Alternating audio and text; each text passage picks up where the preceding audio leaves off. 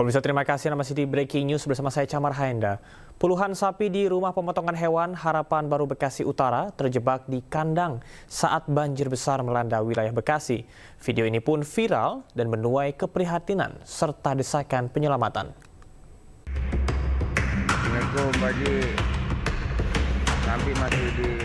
Viral di media sosial sebuah video yang memperlihatkan puluhan sapi terendam banjir hingga hampir tenggelam. Di sebuah rumah pemotongan hewan atau RPH Harapan Baru Bekasi Utara pada Selasa siang.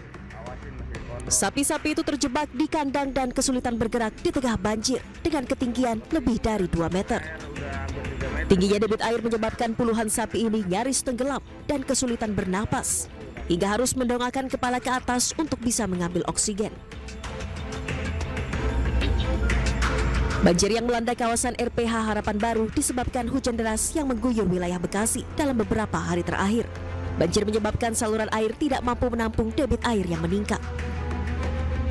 Beruntung pada Selasa malam sekitar pukul 22 waktu Indonesia Barat, banjir akhirnya surut dan puluhan sapi ini langsung diberi makan. Total sebanyak 61 ekor sapi yang berada di kandang seluruhnya selamat usai terjebak banjir selama lebih dari 12 jam. Tim Liputan iNews melaporkan.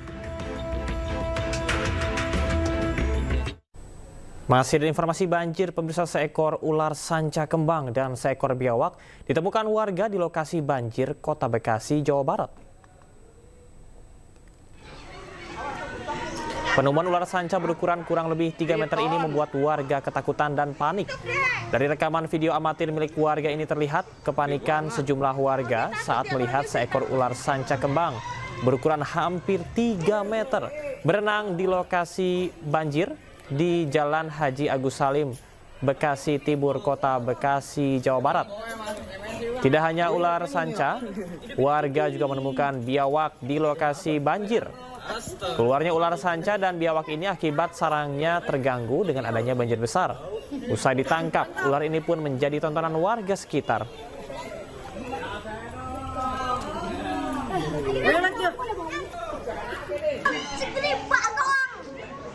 Mana ini ya? Hah?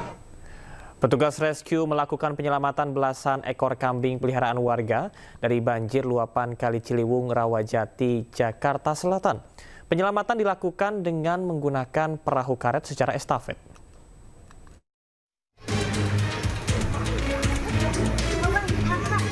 Petugas rescue melakukan penyelamatan belasan ekor kambing peliharaan warga dari banjir luapan Kali Ciliwung di wilayah Rawajati, Pancoran, Jakarta Selatan. 15 ekor kambing peliharaan warga ini berhasil dievakuasi petugas ke tempat aman 300 meter dari kandang. Kambing-kambing ini diketahui milik salah satu warga yang rumahnya juga ikut terendam banjir luapan Kali Ciliwung. Proses evakuasi dilakukan menggunakan perahu karet secara estafet, namun dari 15 ekor yang dievakuasi, 2 ekor mati karena kedinginan. Untuk kambing tadi itu jumlah dari yang warga peternaknya ada 15 ekor dan masih di kandang itu ada mati 2 ekor dan ya kemungkinan hidup 15 ekor baru kita evakuasi 8 ekor dan anggota juga masih menyusul yang kedua. Hingga kini banjir luapan Kali Ciliwung, Rawajati, Jakarta Selatan masih tinggi. Sejumlah warga juga masih berada di pengungsian menunggu banjir surut. Dari Jakarta, Helmi Sejangbati, iNews melaporkan.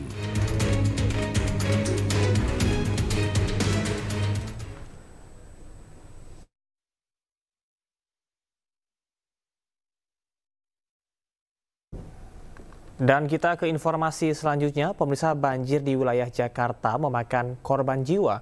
Bocah berusia 3 tahun harus meregang nyawa karena terbawa arus saat hendak dievakuasi dari rumahnya di kawasan Tebet, Jakarta Selatan. Saat ini korban bernama Ataris Al-Saki sudah dimakamkan di tempat pemakaman umum Menteng Pulo, Jakarta Selatan.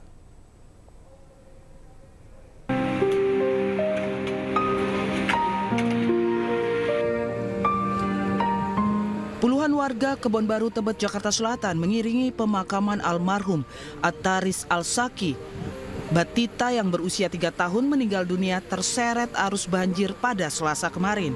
Ayah korban ikut ke pemakaman tak kuasa menahan kesedihan. Sementara kediaman rumah korban terus didatangi pelayat untuk menyampaikan duka cita. Saat proses evakuasi, Batita tersebut ditemani ayah dan kakaknya.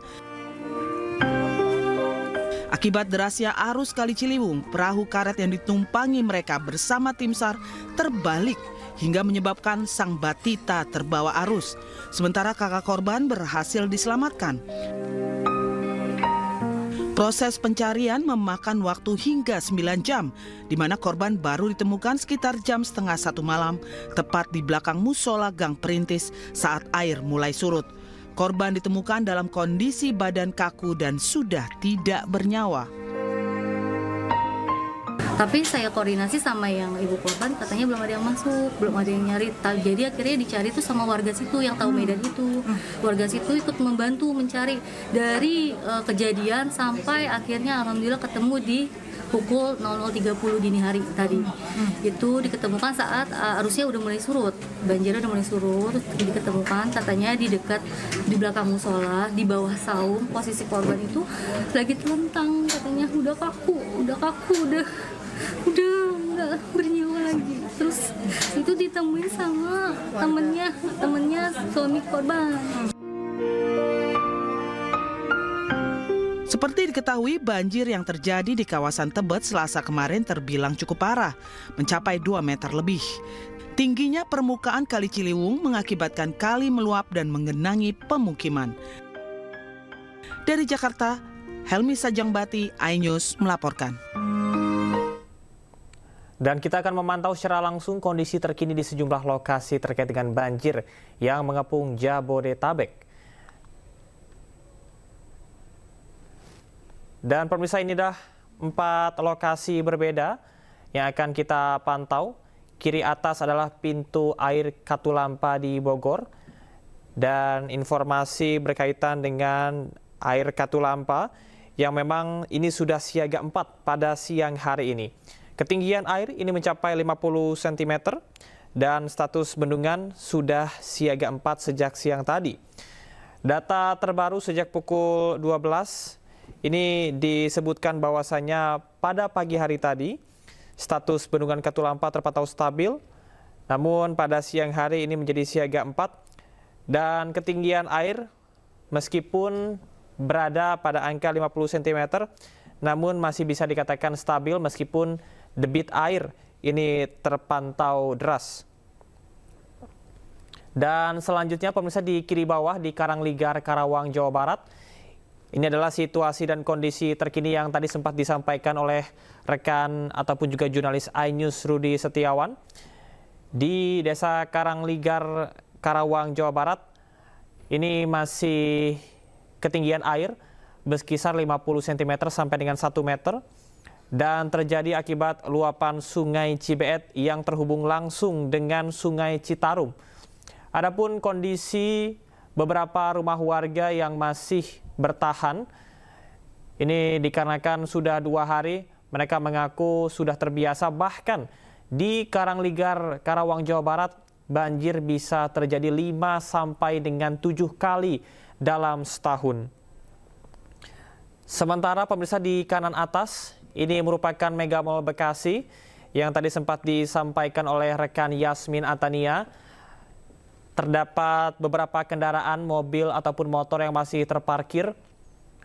Dan pihak dari Mega Mall Bekasi ini sudah mempersilahkan kepada para pedagang untuk bisa mengevakuasi barang mereka masing-masing secara bergantian. Meskipun di Mega Mall Bekasi ini air juga masih belum surut, di mana ketinggian air masih berkisar 50 cm sampai dengan 1 meter. Terdapat 9 pompa air pemirsa yang disiagakan secara terus-menerus dan juga bersamaan untuk bisa menguras air yang terjebak terutama di basement dari Mega Mall Bekasi. Anda bisa saksikan di layar televisi bahwa terdapat sejumlah kendaraan, mobil dan juga motor yang masih terparkir dan belum berhasil dievakuasi. Mengingat Mega Mall Bekasi ini merupakan pusat perbelanjaan sehingga untuk aktivitas jual beli masih belum bisa dilaksanakan hari ini karena air masih terus menggenang. Dan di pojok kanan bawah merupakan Perum Duren Jaya yang ada di Bekasi ini juga masih sama, di mana ketinggian air berkisar 1 sampai dengan 1,5 meter.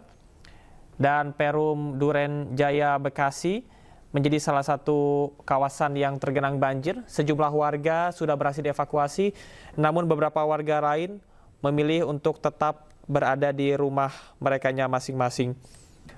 Dan perumahan Duren Jaya ini biasanya 2 sampai dengan 3 kali dalam setahun selalu dilanda banjir ketika hujan tinggi, bahkan ketika tidak ada hujan dikarenakan adanya banjir kiriman dari arah barat. Perumahan Duren Jaya ini juga menjadi salah satu kawasan yang tergenang banjir saat ini. Dan sesuai arahan dari Mendagri bahwasanya nantinya Pemkot akan membantu membersihkan kawasan-kawasan di Bekasi, termasuk di Perum Duren Jaya ini, untuk pembersihan yang dilakukan secara bertahap ketika air sudah surut. Rehabilitasi kawasan juga akan dilakukan, utamanya bersamaan dengan mengaktifkan forum BKSP. Sementara untuk bantuan logistik bahan makanan dan juga obat-obatan ini dilakukan secara kontinu dan juga bertahap. Dari 4 visual yang Anda saksikan di layar televisi saat ini, memang ada sejumlah daerah yang sudah mulai surut, namun masih ada sejumlah daerah yang juga masih cukup tinggi intensitas airnya. Dan ini sudah memasuki hari kedua dari banjir yang terjadi di Jabodetabek secara umum. Dan berkisar ketinggian bervariasi tergantung dengan kontur tanah dari masing-masing wilayah, antara 50 cm sampai dengan 4 meter. Wilayah-wilayah di Jakarta juga tidak kalah terendam banjir, pemirsa. Namun ini adalah wilayah-wilayah penyangga, diantaranya adalah Bogor dan juga Bekasi yang berdekatan ataupun juga termasuk dalam wilayah aglomerasi Jakarta. Untuk di wilayah Bekasi, pemirsa, ada di Mega Mall Bekasi dan juga Perum Duren Jaya. Banjir yang terjadi di Bekasi ini memang seringkali terjadi juga meluber ke pemukiman warga, termasuk di perumahan ataupun juga klaster, tidak hanya di kampung ataupun juga pemukiman warga, seluruhnya juga tergenang oleh banjir.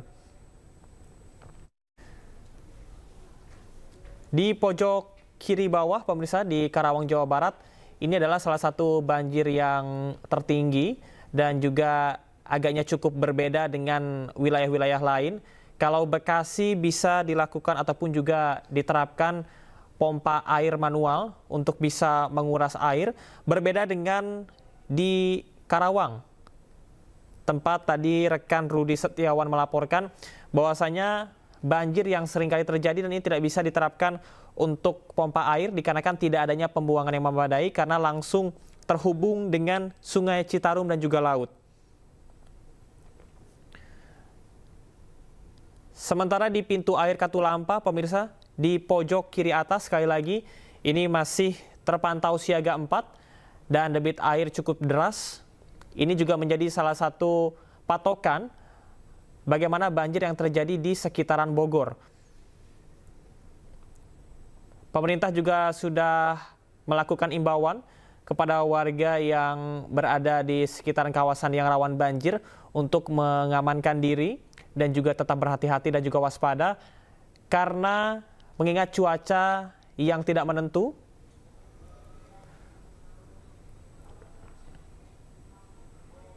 Sementara di pojok kanan atas, pemirsa, seperti yang disampaikan oleh rekan Yasmin Atania, bahwa basement serta lantai dasar ini masih tergenang oleh banjir dan juga lumpur, sehingga para pedagang juga cukup kesulitan sebelumnya untuk bisa mengevakuasi barang-barang yang masih bisa diselamatkan. Karena ada sejumlah toko yang saat banjir tiba ini masih beroperasi sehingga mereka tidak sempat untuk mengamankan barang-barang. Namun hari ini pemirsa, pihak pengelola dari Mega Mall Bekasi telah mempersilahkan kepada para pedagang untuk bisa mengamankan barang-barangnya, di mana satu toko hanya diperbolehkan dimasuki oleh perwakilan 2 orang saja.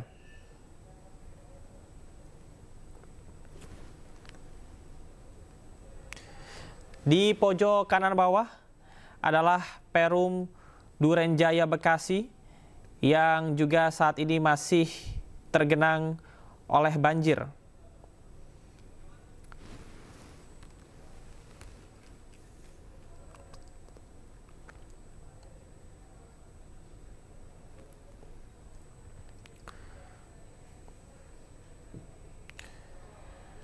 Setelah memantau 4 visual tadi, pemirsa, kita akan ke informasi selanjutnya masih berkaitan dengan banjir. Pihak BMKG melakukan rekayasa cuaca untuk menghadapi curah hujan tinggi yang terjadi di Jabodetabek beberapa hari terakhir. Modifikasi cuaca dilakukan hingga 8 Maret 2025. Modifikasi cuaca sudah dilaksanakan bekerja sama dengan BNPB sejak kemarin sore. Karena kami mengkhawatirkan sampai tanggal 11 intensitas hujan masih cukup tinggi, meskipun siang ini melemah, namun menjelang sore atau selama sore ini diprediksi akan mengalami peningkatan curah hujan. Kemudian malam hari mulai menurun lagi. Itu prediksinya untuk hari ini. Namun sejak tadi pagi kami melakukan modifikasi cuaca, diharapkan yang saat sore nanti jangan sampai, ya kalau masih hujan ya semoga hujannya ringan gitu loh. Jangan sampai merepotkan yang sedang evakuasi, yang sedang bebenah setelah banjir ya. Jadi kita memang berupaya untuk merekayasa cuaca itu sampai tanggal 8. Secara umum ya, itu ya Jawa Barat, Jabodetabek jelas ya, Banten masih juga masuk, kemudian daerah Bogor ke atas ya, ini masih intensitasnya diprediksi masih cukup tinggi artinya masih bisa terjadi hujan dengan intensitas lebat dan bahkan dimungkinkan masih bisa meningkat menjadi sangat lebat. Demikian, insya Allah tidak sampai ekstrim ya. Kalau akan terjadi kondisi ekstrim, 3 jam sebelumnya kami segera menginformasikan. 3 jam sebelum ekstrim, segera diinformasikan agar pihak pemerintah daerah dapat bersiap untuk melakukan evakuasi atau penutupan jalan, tempat-tempat rawan. Itu prosedur yang selalu kami lakukan. Seperti yang sudah terjadi kemarin, itu sama juga SOP-nya. 6 hari sebelumnya ada peringatan dini potensi hujan lebat ya, namun selalu diupdate setiap 3 hari, lalu setiap hari sampai setiap 3 jam itu kami update untuk memberikan perkembangan yang lebih akurat begitu. Contohnya saja pagi tadi kan juga cerah berawan ya. Jadi tidak terjadi hujan ya. Nah, kami memprediksi siang menjelang sore atau bahkan sore, selama sore itu akan terjadi hujan lagi dengan intensitas sedang, mungkin bisa berkembang jadi lebat. Nah, ini yang sedang kita kerjakan. Semoga itu dapat dikurangi intensitasnya. Kalau mencegah mungkin belum tentu bisa, tapi mengurangi intensitas itu yang sedang diupayakan saat ini. Nah, targetnya kami sebetulnya yang ingin dilindungi adalah kawasan yang sedang banjir ini, Bekasi ya Bu ya?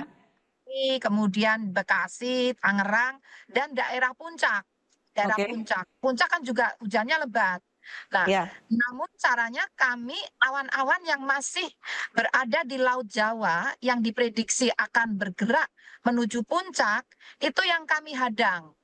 Kami hadang diturunkan di Laut Jawa agar tidak membanjiri wilayah di daratan. Kemudian awan-awan yang tumbuh di area daratan atau di sekitar puncak, di kawasan puncak, itu diupayakan untuk dikerdilkan. Jadi pertumbuhannya dihambat agar jangan sampai tumbuh yang masif gitu. Kami mohon sekali lagi terus memonitor perkembangan informasi cuaca dari BMKG karena dinamikanya itu sangat dinamis ya, sehingga perubahannya bisa sangat cepat. Makanya kami selalu mengupdate informasi itu setiap 3 jam. Caranya memonitor melalui berbagai cara. Yang paling mudah menurut kami melalui aplikasi mobile phone Info BMKG.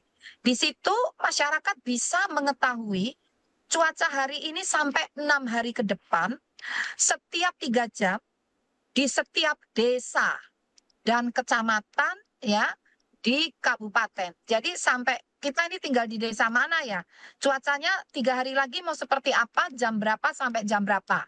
Nah, cuaca yang kami sampaikan adalah curah hujan, kemudian suhu udara, kecepatan angin dan arah angin, serta kelembapan udara. Nah, itu mohon terus dimonitor dan kami sewaktu-waktu mengeluarkan peringatan dini. Jadi peringatan dini ini kalau yang di aplikasi mobile phone itu diberikan 3 jam sebelum kejadian, diulang sampai 30 menit sebelum kejadian. Jadi maksudnya selama 3 jam ini bisa diulang lagi gitu ya. Sejumlah kompleks di Jalan Suantara 5 Bekasi terendam banjir akibat meluapnya Kali Bekasi. Dan informasi selengkapnya akan kami hadirkan untuk Anda. Tetaplah bersama kami di Breaking News.